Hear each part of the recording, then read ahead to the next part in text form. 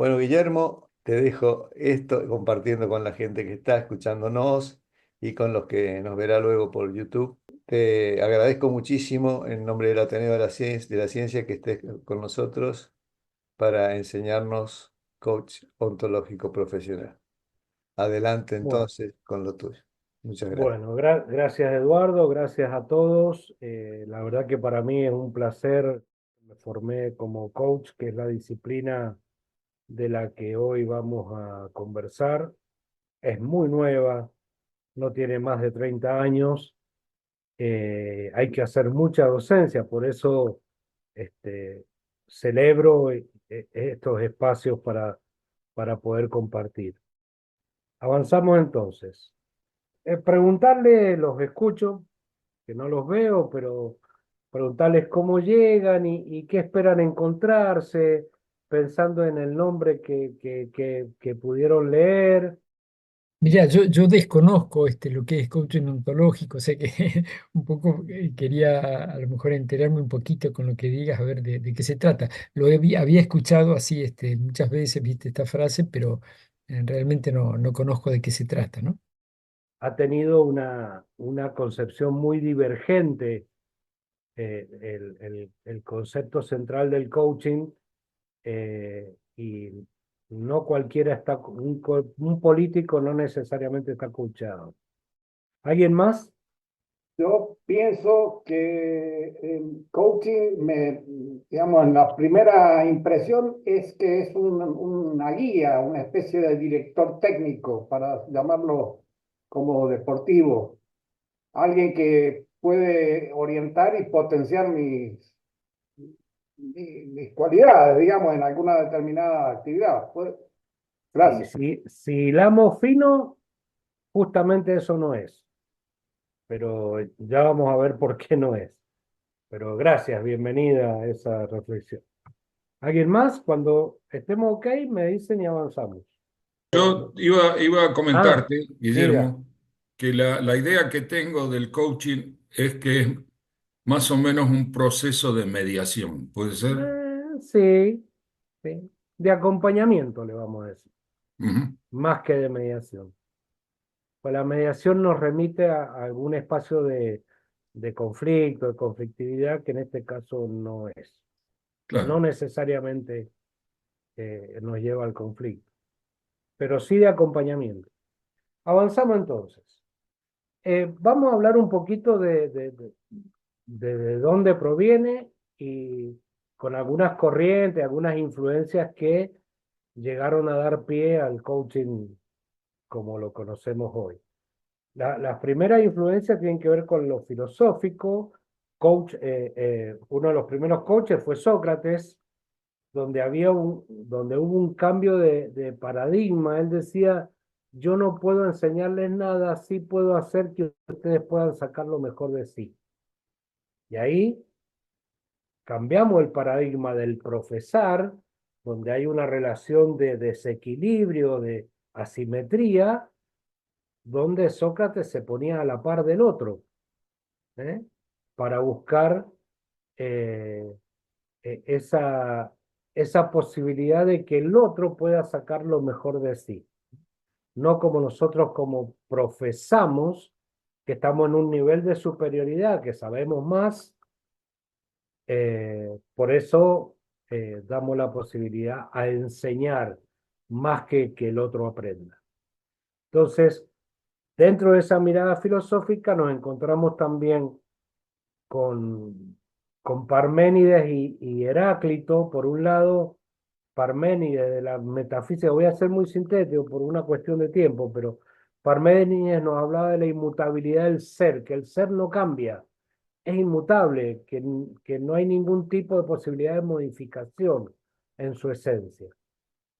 Entonces, después vino Heráclito y dice, mirá, flaco, acá el tema es que nosotros estamos en constante devenir, en constante cambio. Hoy no tenemos cana, mañana la vamos a tener. Es decir, si nosotros eh, en en nuestra apariencia podemos cambiar, también podemos cambiar nuestro ser. Frase célebre, nunca vamos a bañarnos en el mismo río. Entonces, ahí hay una primera dicotomía entre la inmutabilidad del ser y el constante devenir. Y esto nos dice que en realidad somos seres en permanente cambio. Avanzamos un poquito más y ya centrándonos en corrientes en las que Rafael Echeverría fundamentalmente, ya después vamos a ver un poquito, pero se basa en algunos antecedentes filosóficos con Martin Heidegger, donde él habla del estudio del ser, de ahí viene el ontos, del estudio del ser, ontología, estudio del ser, pero de ese ser arrojado en el mundo, que tiene un aquí y ahora, ¿sí? Donde hay un desprendimiento entre el objeto y el sujeto. ¿Mm? No era un ente que era una sola cosa, sino que hay un desprendimiento entre objeto y sujeto de estudio. Otro de los autores que le dieron fuerza a la ontología del lenguaje es John Austin, que él habla del poder generativo del lenguaje. Hay un poder descriptivo. Yo voy a describir una situación. Mendoza tiene tantos habitantes, tiene tantos kilómetros cuadrados, etcétera, etcétera. Me limito a describir. Ahora, si yo digo Mendoza es una provincia pujante, ahí ya estoy en una actitud más de generar, más generativa, de que se pueden dar posibilidades de cambio a partir de lo que yo promuevo. Por eso dice que el poder es acción, es decir, a partir de mi poder del lenguaje, yo puedo generar acciones y puedo generar realidades. Y Martin Buber nos habla que somos seres conversacionales todo el tiempo y eso nos distingue del resto de los seres vivos que seguramente tienen procesos comunicacionales, las abejas, por ejemplo, los delfines, tienen seguramente procesos comunicacionales muy exquisitos, muy poderosos, pero no están al alcance nuestro. Y lo que nos distingue del resto de los seres vivos es el lenguaje, es la posibilidad que tenemos de contar historias. Y finalmente aparece Wittgenstein, que fue muy cuestionado en su momento por su mirada respecto del lenguaje, pero básicamente él decía, el alcance de mi mundo tiene que ver con el alcance de mi lenguaje. Mientras yo más distinciones pueda tener en el lenguaje, mayor posibilidad de ampliar mi mundo puedo tener. Hay muchas palabras que nosotros desconocemos y por desconocerlas, o muchas historias por desconocerlas, quedamos fuera de alguna explicación justamente por no conocer. Quiero avanzar rápido con esto para irnos más a lo práctico. Y finalmente esto lo incorporo yo. eh, hay antecedentes propiamente pedagógicos y creo que sí tienen peso específico en la concepción del coaching ontológico, que tiene que ver con Vygotsky, que habla de la teoría sociocultural, donde se comprende que yo puedo trabajar mi aprendizaje a partir de la compañía con un otro. Difícilmente yo pueda generar aprendizaje si no estoy con un otro, con un socio. Y finalmente Ausubel nos habla del aprendizaje significativo. Tengan la imagen de la construcción de una pared de ladrillo sobre ladrillo, pero no es un ladrillo literalmente sobre otro, sino que se van encadenando. Y yo voy a aprender a partir de mi experiencia previa, de mis conocimientos previos. No soy una tabla rasa. Tengo un aprendizaje previo, el cual me sirve para vincularme con otros aprendizajes y justamente seguir aprendiendo.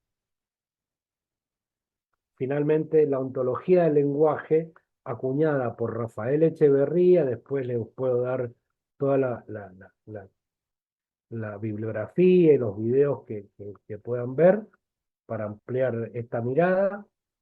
Rafael Echeverría, en su libro, acuña el concepto de la ontología del lenguaje, que es el sustento filosófico, epistemológico y teórico del coaching, que es la aplicación práctica. Los otros dos referentes son Fernando Flores, que fue ministro de Allende, muy joven, eh, que fue el que acuña el concepto del diseño ontológico. eh, Fernando Flores termina preso por Pinochet y lo va a visitar Humberto Maturana, que si bien él reniega del coaching ontológico, pero es uno de los principales referentes también como insumo teórico. Lo iba a visitar a la cárcel y ahí fueron juntos diseñando el modelo ontológico. Les voy a contar entonces ahora rapidito de dónde proviene el coaching. Eso que ustedes están viendo ahí, ¿ven un carrito? Sí, sí, sí, lo vemos. Ajá. ¿Ven el carrito? Bueno, eso es Sí, sí. un coetzee. Coetzee es un carruaje que, si ustedes observan, tenían amortiguadores en el siglo XVI que empezaron a distinguirse de los carromatos de eje fijo y que eran mucho más rápidos y agradables en los viajes. Esa palabra se fue transformando, el coetzee, el cocho en italiano, el coach en la lengua anglosajona, y para nosotros seríamos los cocheros, que somos los que acompañamos a las personas, pero el que decide dónde viajar es el pasajero. Por eso nosotros acompañamos a las personas, acompañamos el ser de las personas. ¿Por qué ontológico? Justamente porque les decía, es ese ser. Ontos es ser y lógico es el estudio del ser. Es decir, que nosotros nos ocupamos del ser de la persona. No me ocupo directamente del ingeniero, me ocupo del ser que lleva la ingeniería adelante. ¿Notan la diferencia? Nos ocupamos del ser de la persona, que deviene en este caso, por ejemplo, el ingeniero. Entonces, hablamos de ese estar siendo hoy, que mañana puede ser otra cosa. Por eso ese concepto de Heráclito del constante devenir. Este país no va a cambiar más. Eso lo diría Parménides. Pero Heráclito le diría, no, flaco, hoy el país puede ser lo que es hoy, pero mañana puede ser otra cosa. Y ahí está el poder transformacional a través de que del observador que estamos siendo. Hoy observamos una cosa, la idea es que ustedes, cuando se vayan de esta charla, tengan una observación distinta de la que venían trayendo respecto, en este caso, de la ontología del lenguaje y del coaching. Entonces, en definitiva, el coaching, que viene de la palabra húngara que es coach, que es el acompañamiento, si quieren darle una palabra en la lengua hispana, es el acompañamiento que nosotros hacemos de las personas, que es ontológico, que es constructivista y que es sistémico. Porque el movimiento, ya vamos a ver enseguida, el movimiento de uno de los elementos afecta al sistema, ¿sí? Como cualquier sistema. Bien, entonces, básicamente hay muchas definiciones de coaching, pero básicamente el coaching lo que hace es trabajar sobre las brechas que hay entre dónde estoy y dónde quiero estar. Entre dónde estoy y dónde quiero estar. Un país quiere estar en un lugar, pero quiere estar en otro. Entonces hay una brecha en la que hay que trabajar. Yo en mi trabajo, y no estoy muy cómodo en mi trabajo. entonces se arma una brecha entre dónde estoy, no estoy cómodo, entonces quiero ir a un espacio de comodidad y de tranquilidad en mi trabajo. Tenés que abrir conversaciones. Hay conversaciones que necesitas para poder encontrarte donde realmente querés estar.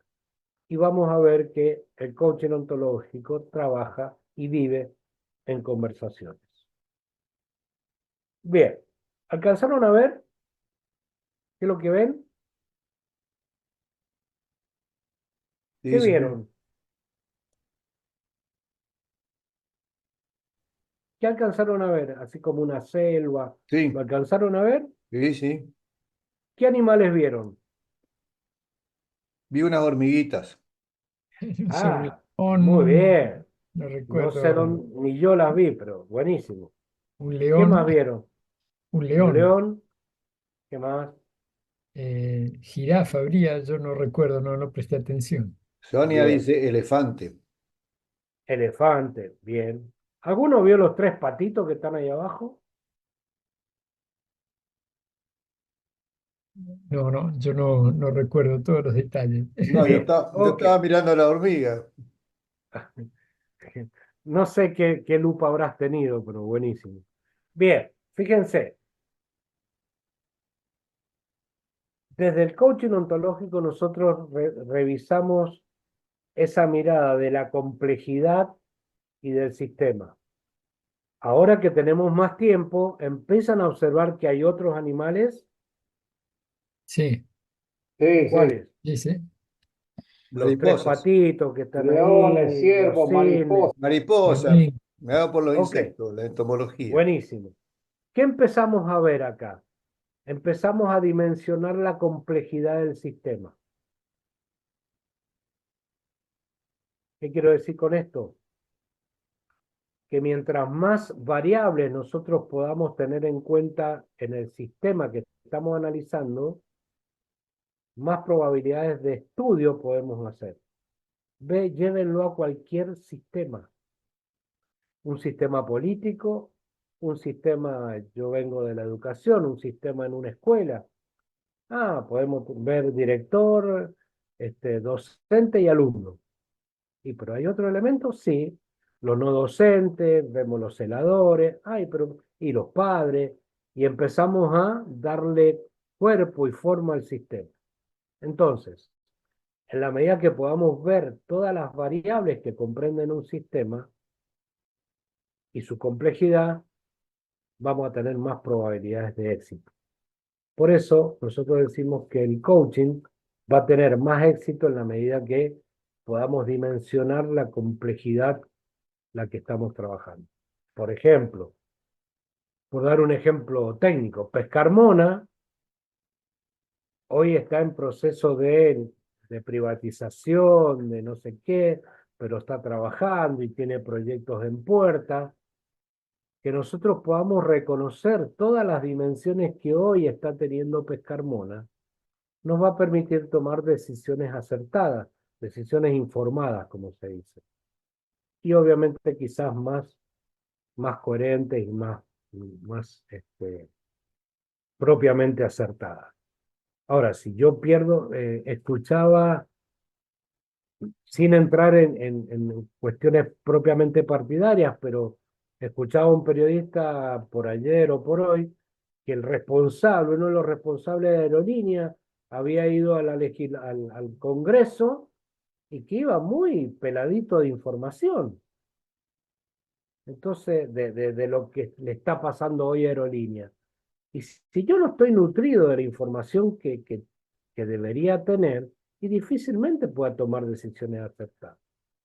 Nos podemos meter toda la tarde con esto, pero no me quiero demorar. ¿Quedó claro el concepto de la complejidad y la mirada sistémica? Sí, Sí, sí. sí, creo que Ok, sí. buenísimo. No dejen de preguntar por eso. Entonces, no me voy a demorar en esto. Lo que venimos conversando tiene que ver con este mundo complejo que hoy tenemos, que es volátil, que es incierto, que no tiene formas, que no sabemos qué va a pasar mañana, cada vez hay más incertidumbre, cada vez más complejo con la inteligencia artificial. Yo agrego la variable inteligencia artificial y se me descalabró todo el sistema. Se me descalabró todo el sistema. Avanzamos entonces. Les pregunto, ¿qué observan ahí en el centro? Un cilindro. Un cilindro, muy bien. Ahora, si yo miro desde un lado, ¿qué aparece en una pared? La pared de la derecha. La ¿Alcanzan a circunferencia. ver? La proyección de la sombra del cilindro, Ok, que es un círculo. ¿Sí? un círculo. Correcto. Y si yo miro del otro lado, ¿qué aparece? Un La misma rectángulo. sombra del cilindro, pero cuadrado. ¿No Un les rectángulo. pasa que en sus vidas personales la misma situación la ven de distintas formas? Personales, laborales, profesionales, lo que fuera. ¿Qué quiero decir con esto? Que la misma situación puede tener distintas interpretaciones. Y eso tiene que ver con el observador que estamos siendo. Y cada reflexión de cada uno de ustedes va a depender qué interpretación van a hacer de lo que observan. ¿Me siguen hasta ahí? Sí, sí. Cada uno va a dar, vamos a tener tantas interpretaciones como personas tenemos acá. Y va a depender de la experiencia de vida de cada uno. ¿Mm? Al que le fue mal con la geometría en su momento cuando era chico y no va a tener una buena experiencia. Bien, eso tiene que ver con el modelo del observador. ¿Mm? Entonces, yo les pregunto, con esa imagen que ven ahí, ¿qué acciones hacen falta para la construcción de ese edificio? Acciones concretas, bien aterrizadas, dijera el chileno. ¿Qué acciones concretas necesitamos para llevar adelante la construcción de ese edificio? La administración, la construcción y las ventas. A Bueno, pero seguir. aterrícenmelo más. Por ejemplo, alquilar ¿cómo se llaman Andamio. para poner los andamios, comprar los chalecos, los cascos, comprar la pintura, ¿sí? Y podríamos estar un tiempo así. Mientras más tiempo nos damos, ¿qué vamos haciendo? Vamos ampliando más la mirada. ¿Lo ven ese observador que yo estoy siendo? Me percibe, ¿ven el modelito par en rojo? PAR, ¿lo ven? Sí, claro. Ok. Es decir, que ese observador, frente a los hechos, percibe lo que percibe, genera ciertas acciones y esas acciones generan resultados. Voy al revés. Los resultados que yo estoy obteniendo tienen que ver con las acciones que voy haciendo y tiene que ver con mi forma de percibir o de ver el mundo. Si esos resultados no me gustan, ¿qué tengo que revisar? ¿Qué creen que tendría que revisar? Si los resultados que tengo no me están gustando. Hacer una La, autocrítica. la percepción, digamos. Ir al observador. ¿Qué observador estoy siendo para que esto me salga mal? Yo no quería tener esta conversación con vos y bueno, fíjate cómo la mejorá. Entonces yo me tengo que revisar o autocriticar, si se quieren, o Claro. autoevaluar en función de lo que estoy diciendo. Eso lo podemos llevar a cualquier ámbito. Cuando hay un resultado en la empresa que no es el que yo quiero y algo tengo que revisar, algo no hice bien, de algo me tengo que hacer cargo, ¿no? Entonces, mientras más ampliamos la mirada, a eso le llamamos justamente mirada ampliada. Y la mirada única, que si seguimos haciendo lo mismo, vamos a seguir teniendo los mismos resultados, decía Einstein, a menos que hagamos algo distinto. ¿Estamos ahí? Sí, Entonces, uno de los grandes paradigmas de la ontología del lenguaje tiene que ver con el modelo del observador. El observador que estoy siendo es el que genera las acciones y que genera el resultado. Llévenlo a modo país, llévenlo a modo familia, lo pueden llevar a cualquier ámbito. Bien, y esto está directamente relacionado con el cambio. Jack Welch, que fue ex CEO de la General Electric, dijo, cuando el ritmo del cambio en el exterior es más veloz que el ritmo del cambio interior de las organizaciones, el final no está muy lejos. ¿Qué les pasa a las empresas y a las organizaciones que se quedan dormidos en los laureles? Y ¿Dónde quedan? se lo come el león. Se los come el león, quedan fuera del plato. Entonces, para poder permanecer, necesitamos acompañar la velocidad de los ritmos que hay afuera. Entonces, eso tiene que ver justamente con el cambio. Y acá tomamos unos minutitos. ¿Qué creen ustedes que impide llevar los cambios en las organizaciones? Muchas cosas. Por ejemplo, La resistencia al cambio en primer lugar. ok, Ignorancia de lo que viene. bien, Temor a lo que no se conoce. bien. No lo estoy viendo. Con esas tres que acaban de decir, ¿ustedes creen que haría falta abrir conversaciones nuevas para ver qué está pasando ahí? ¿Sí? Sí, por supuesto. Bien, ahí se mete el coaching y ya vamos a ver por qué. Entonces, ya nos metemos en términos de comunicación. Durante muchos años dentro del campo de la comunicación hemos hablado del emisor, del receptor, del canal, del código, todos sabemos de eso. Pero desde el coaching ontológico nosotros, y ya quiero ir terminando, desde el coaching ontológico vamos a ver que cualquiera de nosotros tiene competencias técnico-profesionales que son propias de la ingeniería, del sociólogo, del técnico, lo que fuera. Pero además necesitamos de competencias conversacionales. Podemos ser muy buenos ingenieros, pero no necesariamente muy buenos líderes. Y eso tiene que ver con qué habilidades conversacionales estoy teniendo para llevar mi liderazgo adelante. En algún momento podemos hablar de liderazgo. No me quiero demorar en esto. Entonces, los tres dominios de la comunicación que nosotros tenemos y cada uno de estos elementos se complejiza.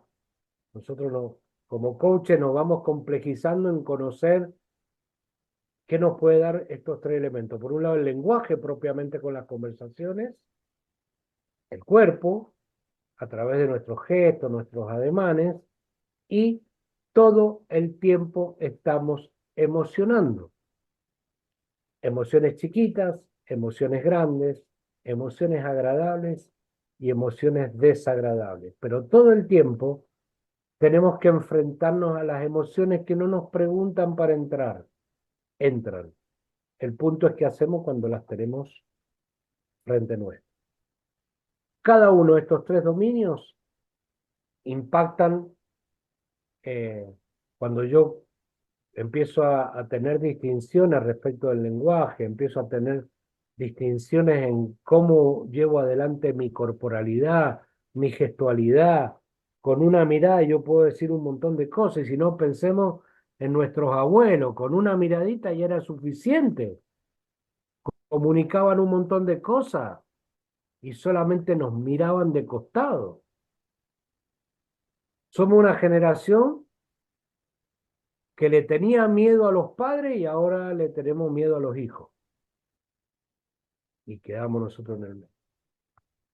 Así que todo el tiempo nosotros estamos con estos tres dominios para comunicarnos y podemos llevarlo a cualquier ámbito, donde haya una conversación.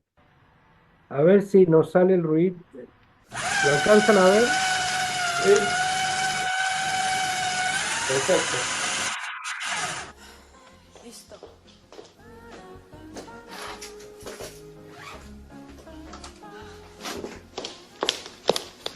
Buenas noches.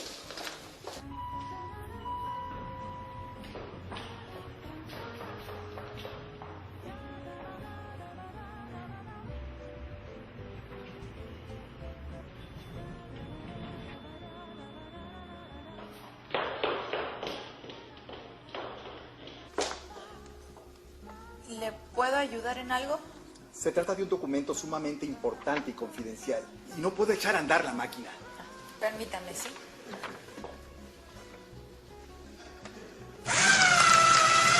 Dos copias, por favor.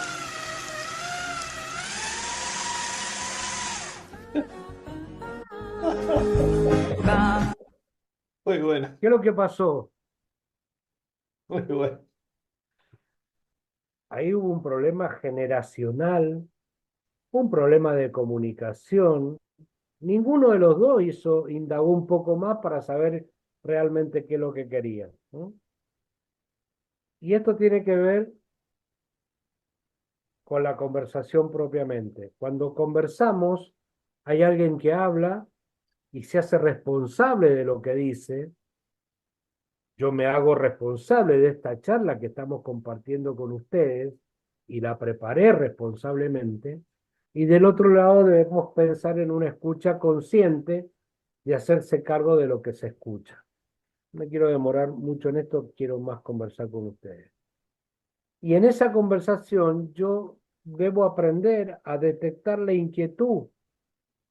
¿Por qué esa chica volvió? Porque detectó la inquietud de lo que le importaba a ese hombre, que era hacer un trámite en la fotocopiadora que creía que era, pero en la realidad era una picadora de papel. Entonces, cuando yo detecto la inquietud, detecto que hay algo que le importa al otro. Lo podemos hacer con nuestros hijos, nietos, con nuestro jefe, etcétera, etcétera. ¿Mm?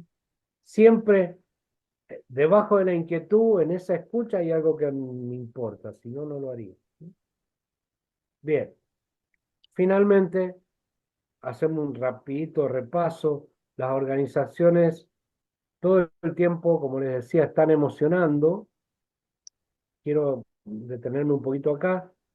Las emociones, hay emociones básicas que en la China, en el Congo belga, son todas iguales, que son el enojo, la ira, el miedo, el asombro, me quedan dos, el rechazo y la alegría.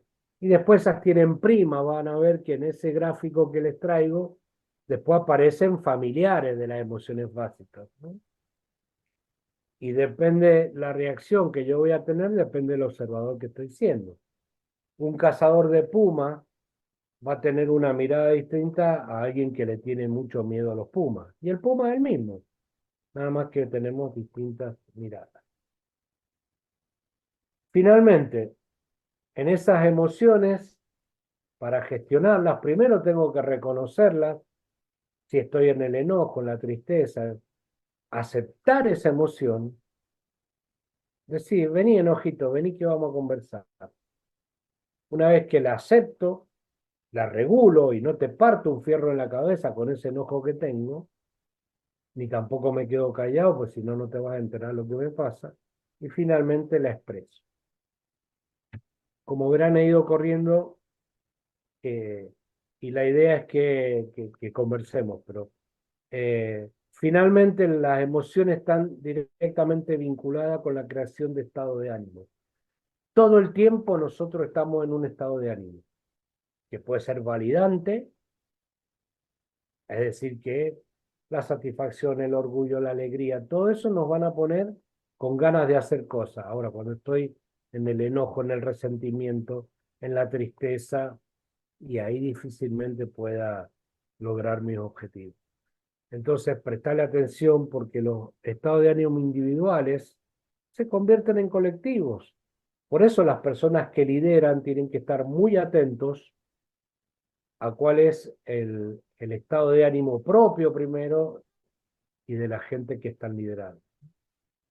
Bien, estamos hasta ahí. Voy a dejar de compartir.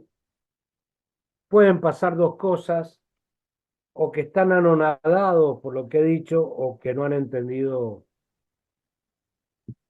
un carajo, como dicen los dueños de los barcos. No, muy al contrario, Guillermo. Vos sabés que venía pensando que todas las personas y las entidades colegiadas, en todo caso, pasan por situaciones similares a nivel grupal y por supuesto a nivel individual. Y hay dos cosas que me llamaron mucho la atención y que te voy a felicitar. Primero porque en media hora, que no es usual en el Ateneo, que estamos acostumbrados a un esquema de charlas más extensas, que al final, en muchos casos sí, en muchos casos no, nos dejan como un gran panorama, pero por la amplitud que abarcan, por ahí es como que se nos derrama el canasto y nos queda un poco. Y ha sido, voy a hacerlo casi en forma onomatopédica, pim, pum, pim, pam. Has puesto los núcleos conceptuales muy claros. Y eso desde el punto de vista comunicacional, se me ocurre, sin ser experto en el tema, que es vital. Ha llegado a nosotros de una manera muy directa y muy contundente. Bueno, queda abierto entonces el espacio para que cada uno aporte su mirada, como bien nos enseñó Guillermo. Yo no voy a hacerlo por el momento, mi costumbre es esperar y darle paso a los invitados, como debe ser. Bueno, gracias. Yo creo que está muy claro todo lo que explicaste y muy, digamos, contundente en cuanto a la llegada a todos, porque a mí me ha pegado algunas cachetadas en algunos sentidos. Suele suceder. Sí, y la pregunta mía sería, bueno, hacemos el diagnóstico, aparentemente, seguramente después de todo esto vendrá un diagnóstico.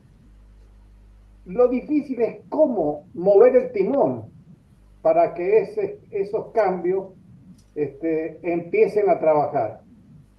Bueno, Luis, es muy sencillo y complejo a la vez.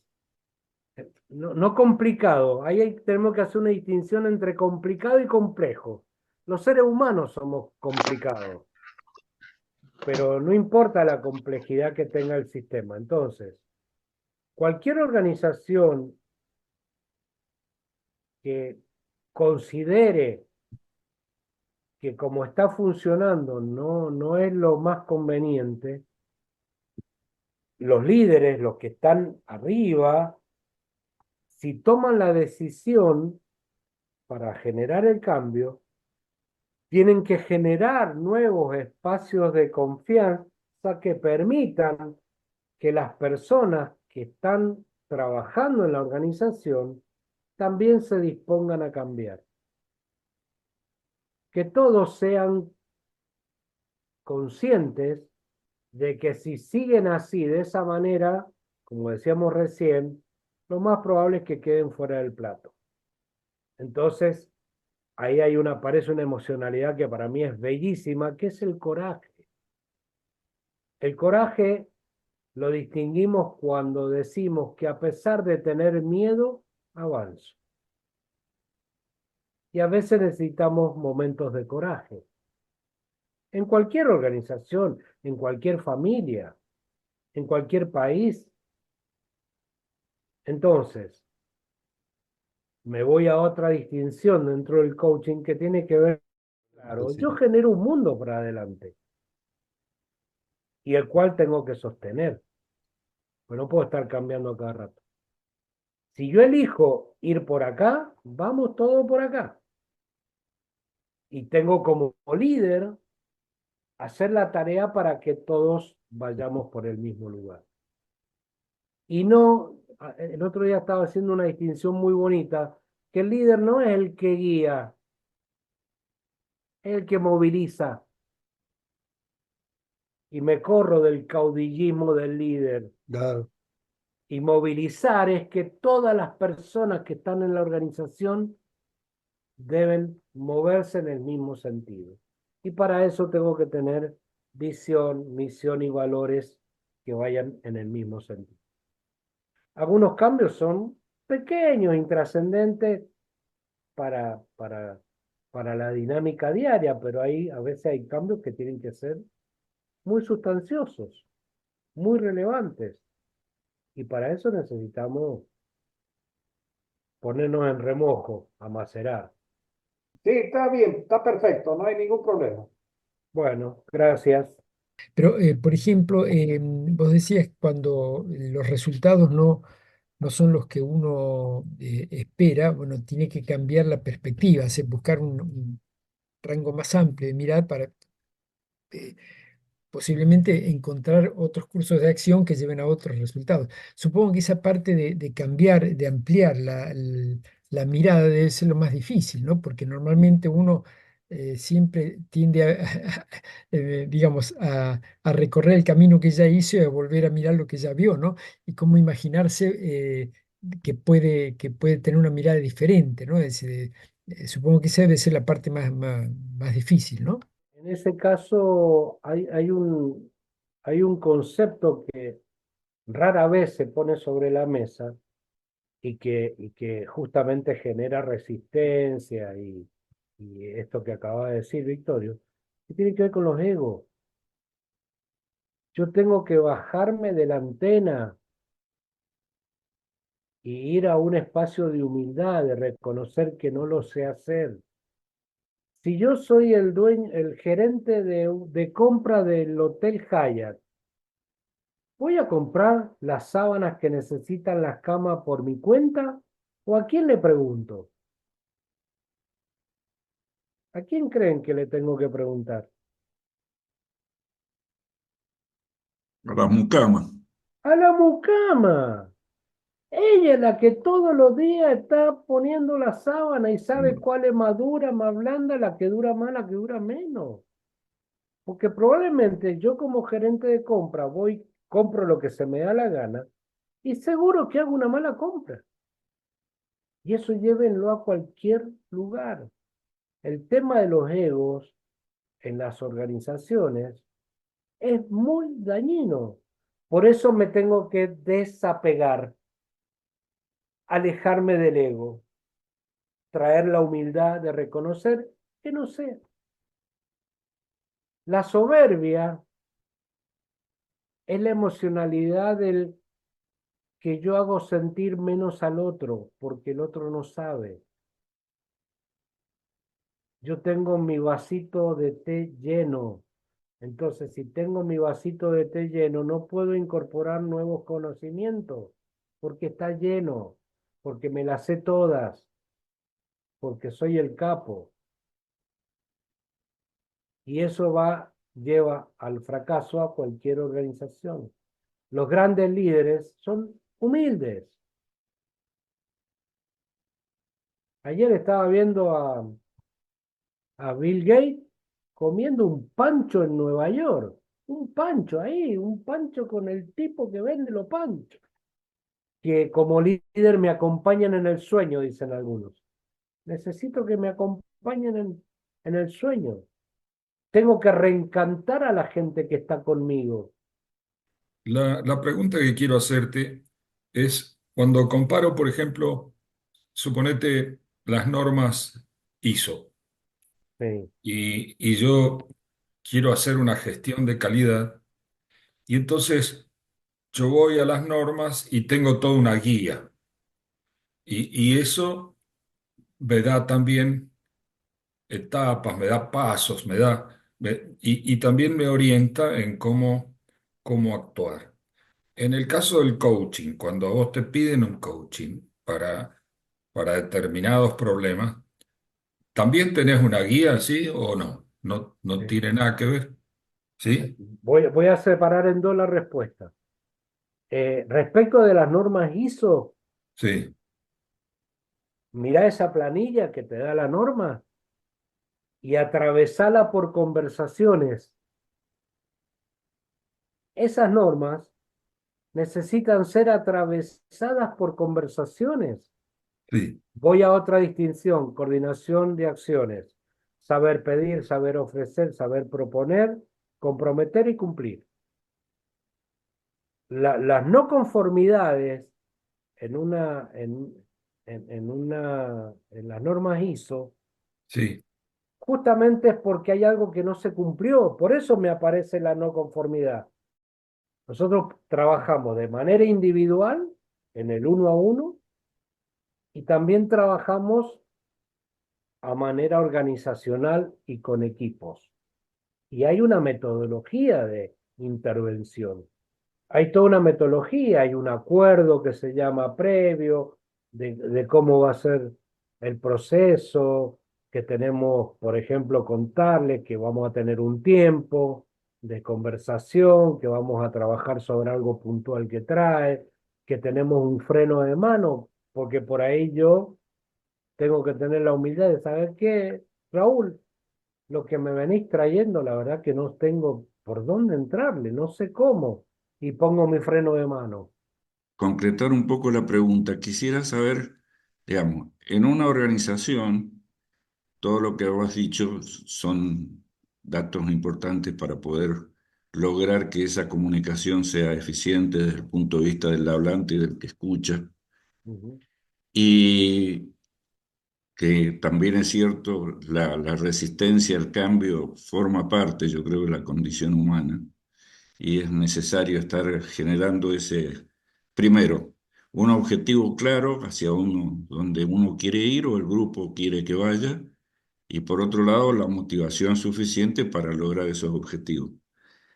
Pero muchas veces las restricciones externas complican mucho ese accionar. Y la Argentina es un leading case mundial en ese caso, porque lamentablemente cambiamos la regla de juego y ese cambio en reglas de juego en algunos casos comprometen el futuro de la organización. ¿De qué manera puede contribuir el coaching a tratar esas restricciones externas? Eh, Tiene que ver con la flexibilidad de la organización. Cuando yo tengo una estructura rígida a nivel organizacional, y le va a costar mucho más. Hay empresas que, aún en las dificultades, tienen la posibilidad de salir adelante y eso tiene que ver con su flexibilidad frente a los cambios. Las organizaciones que no son flexibles y corren mucho más el riesgo de quedar en el camino. Entonces, yo lo que creo que hay que entrenar la flexibilidad, la celeridad, eh, potenciar los recursos o capital humano, le llamamos ahora. Eh, que las personas que estén trabajando estén... Simón Bolívar tenía a su maestro que se llamaba Simón Rodríguez. Y él le decía, lo que no se hace sentir no se entiende y lo que no se entiende no interesa. ¿Me siguen? Lo que no se hace sentir no se entiende y lo que no se entiende no interesa. Entonces, en la medida, volviendo al tema del liderazgo, que esa organización tenga claro hacia dónde quiere ir y va a tener que tener cintura en algún momento para esquivar algunos coletazos. Hay empresas que frente a las mismas dificultades exógenas siguen siendo exitosas y hay otras que se las llevan puestas. Es decir, Argentina es una sola y las variables económicas que tiene, las macroeconómicas, son las mismas para todo el mundo. Pero todas las organizaciones responden de distinta manera. Las que son poco flexibles y se los van a llevar puestos. Veamos ejemplos. Es decir, miremos cualquier organización, vamos a ver que unas siguen avanzando y creciendo, viendo la oportunidad y otras no. Perdieron la oportunidad y no la vieron y se los llevaron puestos. Entonces creo que tiene que ver con eso.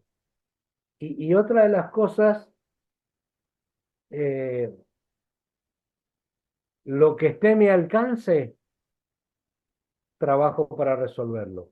Lo que no esté a mi alcance, o lo suelto, o hago lo necesario para que eso cambie, eso se modifique. ¿Me siguen? Las cosas que están acá yo estoy en una habitación ahora y puedo correr la lámpara, puedo mover el celular. Lo que está a mi alcance lo hago. Lo que no está a mi alcance, tengo dos opciones, o lo suelto porque no está a mi alcance, o eh, colaboro. A ver, les voy a poner quizá un ejemplo sindical que por ahí reniego con los docentes. Sí, porque los sueldos que tenemos, vienen los elementos gremiales, ¿no? Pues yo doy mucha capacitación docente. Entonces le digo, mirá, hay cosas que están a tu alcance resolver y hay otras que no. Por ejemplo, el tema gremial. Y fíjate qué conversaciones abrís con el gremio para que el gremio tenga buenas conversaciones con el Estado o con el gobierno, para que juntos podamos ver en qué podemos mejorar.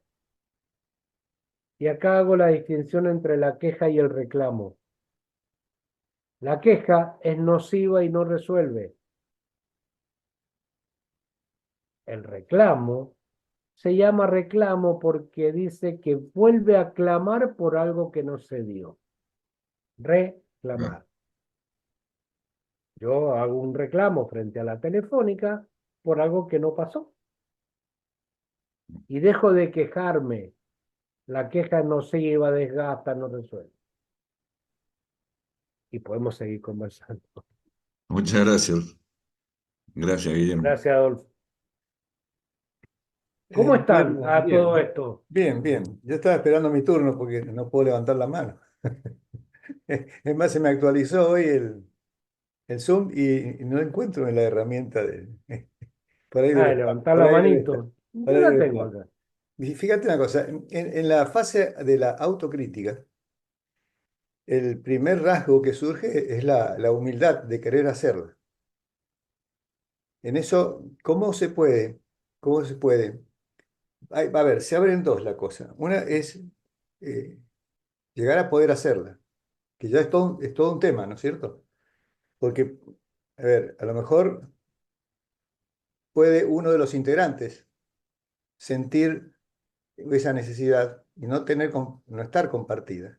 Y la otra, llegado el caso en que se produzca, ¿cómo estamos sabiendo si en realidad esa autocrítica es completa? Porque tampoco somos tan hábiles, lo digo en general, ¿no? Tan hábiles como para saber si todo este examen de conciencia y de soberbia y de humildad por un lado por el otro, de errores y aciertos, es completo.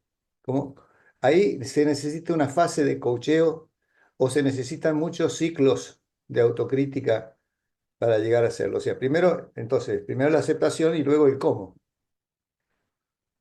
Eh, ¿Me estás hablando de una autocrítica tuya hacia adentro No, o hacia el no, equipo? siempre hablando de cuerpos con múltiples Ok. opiniones, ¿no es cierto? Porque, a ver, muchas veces no está la sintonía, no está la sintonía. Incluso puede ser que a lo mejor no haga falta tanta autocrítica, porque a lo mejor va muy bien. Entonces, esa decisión es una zona un poco gris. Y después, bueno, una vez superado esa instancia, decir, bueno, la vamos a hacer. ¿Estamos seguros que la vamos a hacer bien? ¿Cómo podemos chequear? Quizá un poco difícil la respuesta, pero es válido pensar que uno puede incluso equivocarse ahí en el primer paso, que es la autocrítica que uno quiere hacerse. Eh, Cuando yo no estoy cómodo, es porque hay un espacio de insatisfacción que tengo, ¿sí? Ay, tengo las tachuelitas, los zapatos, me molestan, pero yo voy a seguir caminando. Tengo ese estado de insatisfacción. Él me pega, pero me quiere. ¿Me siguen? Entonces, eh, por eso necesitan coaching. Por ejemplo, si vos me estás diciendo, Eduardo, y mirá, tendríamos que hacer autocrítica de lo que nos está pasando, Y yo, como conozco herramientas del coaching y de la corporalidad, ¿sabes qué te digo, Eduardo? No me la estoy creyendo lo que me estás diciendo. ¿Me seguís? Es decir, porque nosotros nos damos cuenta en la conversación cuando nos están chamullando, ¿no? Por ahí no la podemos explicar mucho, pero este me está pasando al cuarto. No, ¿Está? pero hablo yo de una intención sana, obviamente. Bueno, fantástico. Volvemos a lo mismo. A ver, porque cuando mi líder tiene la generosidad y la humildad para compartirla, está dispuesto a conversar en un espacio de confianza. Ah, El líder genera un espacio de confianza. claro, ¿Está? claro. Entonces yo te voy a decir, ¿sabes qué, Eduardo? Quiero decirte esto porque siento que esto no nos está ayudando. Pasa esto, esto y esto. Que un líder que está en la soberbia, está en la arrogancia, y con ese tipo yo no puedo conversar. No es líder. No, obviamente que no es líder, Claro. pero no puedo conversar. Por eso las empresas que son exitosas es porque tienen liderazgos. Hay competencias que hoy se están requiriendo en el liderazgo que tiene que ver con la comunicación, con la empatía, con el trabajo en equipo, con la humildad. Cualquiera de estas, el líder que no sepa trabajar en equipo está jodido. Obvio que sí, claro. Y No, lo yo me más grave refería es más que que, nada a que en la primera etapa, que es, a ver, para poder hacer un cambio tiene que haber un diagnóstico, y el diagnóstico surge de varias. Una de ellas es la autocrítica. ¿Cómo hacer la autocrítica? Digamos, no es que haya una receta para eso, por supuesto, pero para poder seguir tranquilos en que, bueno, hemos analizado todo. ¿Qué elementos personales hace falta para eso? bueno, ahí me metería en diagnóstico organizacional, pero eh, cualquiera de nosotros conoce lo que es un FODA, y en el FODA las debilidades yo las tengo que convertir en objetivos. Claro. Y ese objetivo, tomándolo desde el coaching, se convierte en una declaración. Por ejemplo, yo digo, eh, como objetivo me planteo mejorar la comunicación en el grupo. Lo tengo que declarar, y cuando yo declaro, tengo que trabajar en función de esa declaración. Claro. Si yo me estoy guardando información, No, no, no me estoy haciendo cargo de lo que no, declaro. no, claro. No sirve. Y todos tenemos que tomar esa declaración y hacerla propia. Vamos a trabajar, fortalecer el trabajo en equipo. Y yo no te pasé una carpeta de informe que tenía que dar para que hiciéramos la presentación conjunta. No estoy trabajando en equipo. Entonces, yo como líder, ¿qué tengo que hacer? Che, Guillermito, te guardaste la carpeta, flaco, y la necesitábamos. No estás laburando en equipo. Y te muestro hechos, no es un chumerío. Te muestro hechos. La carpeta no estaba acá. Por lo tanto, no pudimos hacer tal trabajo. No estoy dando opinión, no estoy chusmeando. Te estoy dando hechos concretos. Sí, me ha hecho pensar, porque hay veces que yo he visto, ¿no? Cuando estábamos allá, que nos conocimos nosotros, Sí. que había gente que tenía inquietudes y tenía miedo de expresarlas. ¿Y Eso yo por creo qué que es crees que tarea del estaba líder. ¿Y por ¿Eh? qué crees que había miedo? Porque Muchas no veces creían en el líder. hay veces que el líder falla y se le tiene miedo, eso es una falla del líder. Pero también está la otra que dice, yo tengo que decir esta verdad, pero no sea que se me vayan a resentir los demás. Eso yo creo que es tarea Claro, del líder de decirle, mira, expresate, que la verdad no claro, pero ofende. yo tengo que generar el espacio de confianza. Claro, Yo no, ¿vos le decís cualquier cosa a cualquier persona? No. Si yo no genero como líder, no genero un espacio de confianza, estamos jodidos. Claro, En mi familia, si yo no genero un espacio de confianza con mis hijos, y hay conversaciones que no van a pasar. está bien, está bien. Bueno, me extendí más de lo que quería. Estaba Adolfo, creo que Ah, intentó levantar la mano, no sé si la bajó. Adelante. Adolfo, Sí, quería referirme un poco a lo que preguntaba Eduardo, en el sentido de que creo que en cualquier organización siempre hay que asumir un riesgo, ¿no? Y evidentemente, al asumir ese riesgo, uno está en realidad dispuesto a hacer la autocrítica, porque si no, no tiene sentido. Este, Eso me parece que es un condimento importante. Y por otro lado, creo que hay veces, y me ha sucedido en la empresa, que hay gente que participa de la organización y que tiene muy buenas ideas o que tiene una buena idea sobre el procedimiento, sobre el trabajo que está haciendo, pero como dice Eduardo, no se anima porque es tímido, porque no hay un ambiente razonable para que exponga esa idea.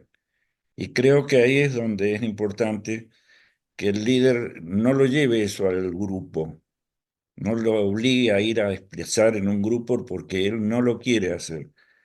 Lo que me ha dado resultado y lo he hecho es primero conversar con él, animarlo a que me presente más claramente la idea y una vez que tiene esa idea ya expuesta, poder ir al grupo y llevarlo y presentarlo. Bueno, Guillermo, tu idea es tan interesante, ¿por qué no lo comentás en la mesa? te voy a hacer una metáfora, Adolfo. Ujú. Supongamos que estamos en una habitación con el equipo y empiezo a largar anhídrido carbón, no tengo idea de química, pero supongamos anhídrido carbónico y que empiece a desparramarse por el ambiente. ¿Qué crees que puede pasar? No sé si hay algún químico acá, No tengo pero, idea. o no Temor, sé, gas temor. butano, gas No, por butano. ahí, en el caso del anhídrido, podríamos asfixiarse todos los que están adentro del lugar. Perfecto, ok. Eso es cuando hay desconfianza, cuando hay resentimiento, cuando hay falta de compromiso, Claro. cuando hay falta de responsabilidad. Ese es el anhídrido carbónico. Ahora, si yo saco el anhídrido carbónico y empiezo a poner oxígeno, ¿qué va a pasar en ese equipo? Y es solo oxígeno. Y oxígeno el bueno. O solo tres, creo que es. Y hay que tener cuidado porque un exceso también es malo. Bueno, no Claro. importa, pero digo, confianza, trabajo en equipo, honestidad, dignidad, integridad. Entonces ya respirando ese clima, no va a hacer falta separarlo para decir, che, querés hacerlo, querés contarlo. No, porque ya va a ser un ambiente donde todos vamos a estar dispuestos a confiar y que sabemos que no nos van a joder, porque hay un espacio de confianza. Y que quería decir algo respecto del riesgo. Hay una metáfora muy bonita que es la metáfora del trapecio. ¿Vieron en el circo? Está el trapecista que va y viene, pero en algún momento tiene que saltar al otro trapecio. ¿Me siguen? Tengo dos opciones. Cuando yo voy a dar el salto de un trapecio al otro, ¿cómo estoy en el aire? Cuando salto de un trapecio al otro, ¿con quién estoy? Solito con mi vida. Claro, Estoy solito con mi vida. Entonces, puede pasar que salte al otro trapecio o me puedo caer. Es el riesgo que tengo. Entonces, llévensela puesta esta metáfora porque es muy bella. Entonces, ¿qué tengo que hacer? Antes de arriesgarme a ir y venir, tengo que armar mi malla de contención. ¿Qué es mi malla de contención? Mis afectos, mi profesión, mis amigos, mi líder bueno. Entonces, si me caigo, tengo esa red de contención. ¿Me siguen hasta ahí? Por eso yo tengo que, antes de arriesgarme, preparar mi red de contención. Dígame si alguno de nosotros no hemos sido kamikaze en algún momento. Sí, Y, seguro. y tomamos una decisión. Yo tengo varias para Yo contarles. gasté varios aviones ya. ¿Eh? Yo gasté varios aviones. Por eso, ¿está? Así es. Pero si tomamos esa cuota de armar nuestra red de contención, puede ser que nos caigamos, puede ser que pasemos al otro lado, buenísimo. No puede ser que nos caigamos, pero tenemos esa red de contención que no va a hacer que sea brusca la caída. ¿Sí? Y eso hace el coaching. Esto de hacer la pregunta y hacer silencio. Miren, el coaching ni juzga ni dice lo que tienen que hacer. Simplemente hace preguntas. Porque cuando yo te juzgo, bajo la persiana, cierro posibilidades cuando te juzgo. Tus capacidades son de incompetencia, te estoy juzgando. Entonces bajé la persiana. Ahora, si yo te digo, che, Guillermo, ¿qué está pasando con tus competencias que no están respondiendo a lo que necesitamos? Y me quedo callado la boca y espero que el otro responda. Le doy la posibilidad al otro para que reflexione. Si yo te digo lo que tenés que hacer y te va bien, el Guillermo es un capo. Si te va mal, es un tarado, es un imbécil, no sirve para nada. Mirá lo que me hizo hacer. 3 preguntas. ¿Qué ganás con lo que estás haciendo? Y cerrá la boca. ¿Qué perdés con lo que estás haciendo? Y cerrá la boca. ¿Qué consecuencias te trae lo que estás haciendo? Y cerrá la boca. Y dejalo que el otro responda.